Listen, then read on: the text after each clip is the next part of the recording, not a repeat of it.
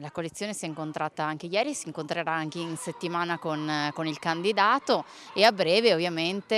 inizieremo con un incontro pubblico e con l'inizio della campagna elettorale per le prossime comunali con appunto una coalizione coesa di centrosinistra. I partiti e le forze civiche che compongono il centro-sinistra veneziano hanno promosso la candidatura del senatore Andrea Martella a sindaco di Venezia, una scelta che segue la consultazione dei 18 circoli cittadini del Partito Democratico.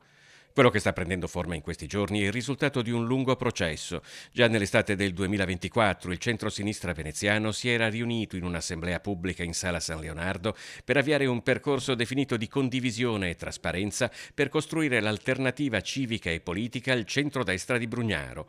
Un percorso proseguito in una serie di incontri lungo l'arco del 2025. Sì, a seguito delle assemblee dei circoli che hanno confermato la candidatura di Andrea Martella, adesso dovremo ovviamente consultare gli organismi dirigenti, quindi la direzione comunale che a giorni verrà convocata ovviamente perché da statuto ovviamente è l'organo che delibera in merito al candidato e poi ovviamente insieme a tutta la coalizione si partirà con l'annuncio insomma, dell'inizio della campagna elettorale. Definendosi garante di un rinnovamento di metodo e di merito rispetto alla gestione padronale del cupo decennio che ha visto il sindaco Luigi Brugnaro portare Venezia in una serie di episodi foschi illuminati dall'inchiesta Palude, il Movimento 5 Stelle ha annunciato il proprio sostegno alla candidatura di Andrea Martella, definito a sua volta persona di comprovata competenza, stimata e autorevole. Che sarà una campagna elettorale importante per il bene di Venezia, a partire dai temi, come abbiamo sempre detto, della casa, della residenza,